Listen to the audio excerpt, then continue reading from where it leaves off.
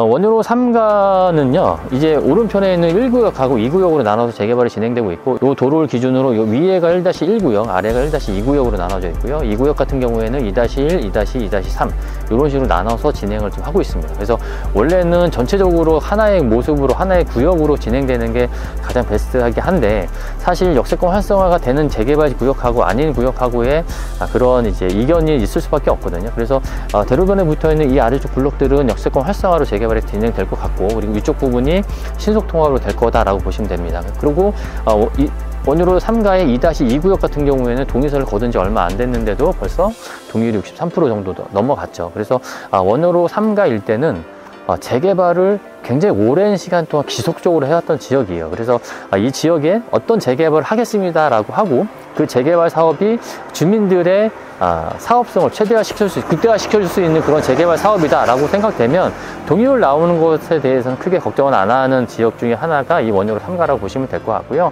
특히나 이제 여기 바로 앞에 보시면 국제업무지구, 주출입구가 생기는 지역이기 때문에 이런 거대한 개발 호재가 붙어있는 바로 맞은편에 위치한 재개발 추진구역이라는 장점을 갖고 있는 곳이 이 원효로 3가다.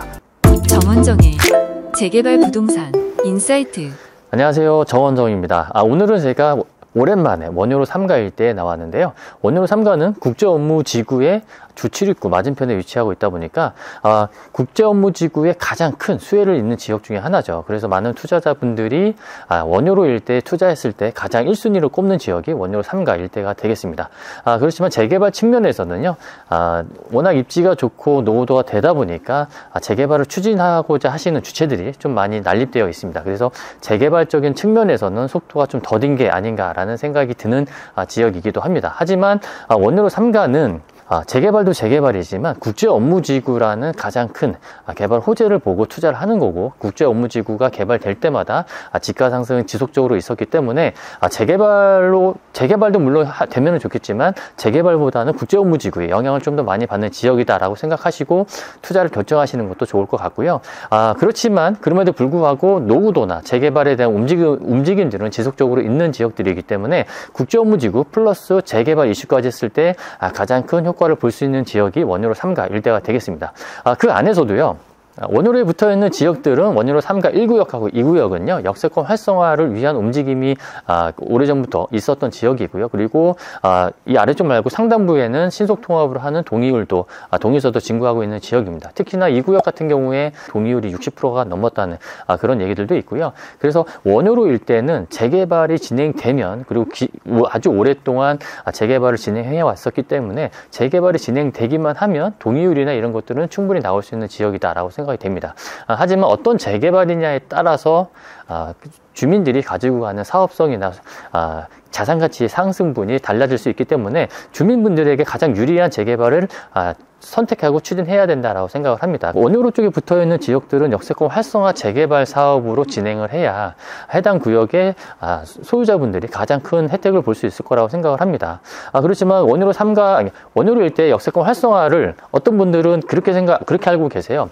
역세권 활성화의 요건이 맞지 않아서 역세권 활성화 재개발은 안 된다라고 알고 계시는 분들이 많은데, 사실 그거는 조금 잘못된 정보 같습니다.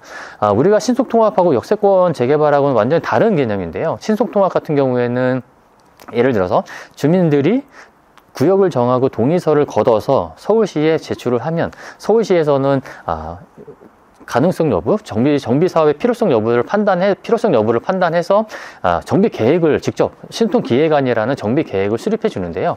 역세권 재개발 사업 같은 경우에는 구역 정하는 것도, 그리고 정비 계획을 수립하는 것도 재개발을 진행하는 주체가 직접 해야 됩니다. 그렇기 때문에 서울시나 이런 구청이 들어가서 협의를 할 때는 어느 정도 안을 가지고 가서 구청 담당자나 시청 담당자나 협의하는 과정들이 필요한데요. 사실 이전에 확인했던 그 절차들에는 이러한 정비 계획이나 이런 자세한 이런 자료 없이 그냥 단순하게 가서 이 일대를 역세권 활성화하려고 하는데 될까요? 안 될까요? 이런 식으로 물어보는 상황이었기 때문에 시청 담당자들도 정확한 이런 계획이 없다 보니까 안 될 것 같아요. 이런 얘기들이 나왔던 것 같아요. 그러다 보니까 원효로에 붙어있는 이 일대가 역세권 활성화가 안 됩니다라는 얘기들이 주민들 사이에서는 좀 퍼져 있는 것 같습니다.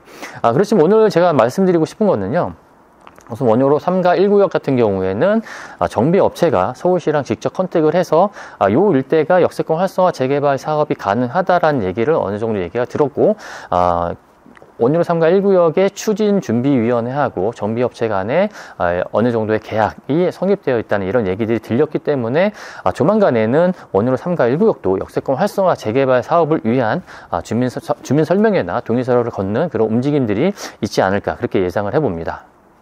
원효로 3가 1구역의 역세권 활성화 재개발 사업이 가능한 요건은요, 우선 기본적으로 30년 이상 되는 건축물의 비율이 60%만 넘으면 가능합니다. 그리고 10년 이하의 신축 건물 비율이 15%가 넘으면 해당 구역은 제척하게 돼 있었거든요. 그렇지만 작년 24년 12월에 신축 15% 비율이 없어졌습니다. 그래서 이런 기준이 완화가 됐기 때문에 원효로 3가에서 역세권 활성화가 재개발되기 위해서는 30년 이상 건축물의 비율이 60%만 넘으면 된다. 그리고 대로변에 있는 노선형 상업지를 포함해서 일대한 가로구역을 정해서 재개발 사업을 하면 용적률을 최대 1100%까지 줄 수 있는 그런 지역들이고요.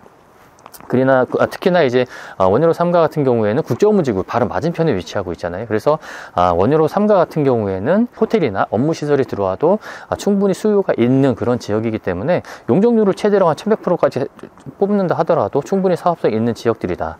그렇지만 1100%로 이제 건물을 짓는다 하더라도 아파트를 질 수 있는 용적률은 제한적이거든요. 그래서 400% 정도만 한다 하더라도 임대랑 기부 체납하는 것들 제외하고 한 450세대 정도 될 것 같고요. 그리고 현재 소유자가 한 300명 정도 될 것 같습니다. 그래서 현재 소유자 대비 1.5배 정도 되는 세대수가 나오기 때문에 사업성이 상당히 좋을 수밖에 없는 지역이다라고 보시면 될 것 같아요. 그래서 어떤 분들은 역세권 활성화로 가면 사업성이 안 좋다, 공사비가 많이 들어가기 때문에 사업성이 그만큼 안 좋아진다라고 말씀하시는 분들도 있는 걸로 알고 있습니다. 하지만 그만큼의 늘어나는 일반 분양분이나 그런 것들이 있기 때문에 공사비는 충분히 커버가 가능한 지역이고요. 그리고 제가 항상 말씀을 드리지만 원효로 3가 국제업무지구 출입구 바로 맞은편에 위치하고 있는 원효로 3가 같은 경우에는 충분히 높은 금액으로 분양할 수 있는 그런 입지적인 장점을 갖고 있는 지역입니다. 그렇기 때문에 충분히 사업성을 확보하고 진행되는 그런 재개발 사업이 역세권 활성화 재개발 사업이다라고 보시면 될 것 같아요. 저희가 신속통합이랑 역세권 활성화랑 비교하면 기본적으로 적용되는 용적률로 얘기하잖아요. 그래서 신속통합 같은 경우에 최대로 받을 수 있는 용적률이 한 300% 정도, 그렇지만 역세권 활성화는 기본적으로 600에서 800, 그리고 원한다면 추진하시는 주체들이 원한다면 최대로 1100%까지 받을 수 있는 가능성이 있는 그런 재개발 사업이기 때문에 주민들에게는 역세권 활성화 재개발 사업으로 진행하는 것이 가장 큰 혜택을 볼 수 있는 그런 재개발 사업이다라고 보시면 될 것 같아요. 그래서 신속통합으로 진행하시는 분들은 사업성이나 이런 부분이 있기 때문에 대로변에 있는 오피스텔을 제외하고 일단 진행을 하시는데요. 역세권 활성화 같은 경우에는 대로변에 있는 오피스텔을 포함하더라도 충분히 사업성이 나오기 때문에 정말 멋있는 구역에서 재개발 사업이 진행될 수 있는 그런 요건을 갖추고 있다라고 생각하시면 될 것 같습니다. 오케이. 한번 네이버 부동산 한번 살펴보시면 투자 물건이 그렇게 많지는 않은 것을 아실 수 있을 거예요. 1구역은 물건이 별로 없고 2구역은 좀 많이 있다라고 보시면 될 것 같고, 그리고 이제 역세권 활성화 재개발 사업이 가능한 이제 원효로에 붙어 있는 이제 1-2구역은 투자가 가능한 물건이 하나도 없습니다. 그리고 최근에 거래된 사례가 한 7억 2천 정도 되는 투룸 빌라, 그리고 전세가 2억 정도 돼서 한 갭 투자 금액으로 5억이 넘어갔었죠. 그게 작년 2월 이후 3, 4월 정도 됐을 거예요. 그래서 그 이후로는 물건이 나와 있는 것이 없어서 투자를 하려고 해도 하기 어려운 지역이 이제 원효로 3가 1구역인데요. 최근에 이제 건축행위 제한이 풀렸습니다. 그동안 묶여 있었던 물건이 이제 신축으로 나올 수 있는 그런 가능성이 있어서 여러분께 말씀드리고요. 실투자금 기준으로 5억 정도가 필요한데 그 해당 물건 같은 경우에는 4억 초반, 4억에서 4억 초반이면 충분히 투자 가능하시기 때문에 이런 물건들은 좀 서둘러서 잡으셔야 내가 원하는 호실이나 이런 거 잡을 수 있고, 특히나 투자자분들이 가장 먼저 찾는 지역이거든요. 그렇기 때문에 시간이 조금 지나면 내가 투자할 수 있는 물건이 또 사라질 수밖에 없고, 그러면 원효로 3가에 투자를 하고 싶어도 돈이 있어도 할 수 없는 그런 상황들이 발생하니까 관심이 있으신 분들은 빨리 움직이셔서 결정하시는 게 좋을 것 같습니다. 원효로 3가 1구역이 이제 역세권 활성화를 위한 움직임이 곧 있을 거로 보여지고요. 가장 고무적인 부분, 가장 중요한 부분은 정비업체에서 서울시랑 컨택해서 원효로 3가의 역세권 일대, 대로변에 붙어있는 한 블럭이 역세권 재개발 사업이 가능하다라는 어느 정도 확답을 받은 것 같습니다. 그리고 원래 이제 대로변에서 멀리 떨어져 있는 안쪽 편에 있는 요 부분이죠. 이 일대는 용적률을 높게 받지 못할 것이다라는 얘기들도 있었는데요. 이 부분까지 포함해서 전체적으로 역세권 활성화 재개발 사업이 가능하다라는 얘기를 들었고요. 추진준비위원회에서는 정비업체를 선정했다라는 얘기들이 들리고 있습니다. 그리고 한 4월에서 5월 정도면요, 주민들을 대상으로 역세권 활성화 재개발 사업에 대한 주민 설명회도 있을 것 같고요. 그래서 원효로 3가 1구역도 이제는 재개발을 위한 움직임이 본격화될 것 같다라고 보시면 될 것 같습니다.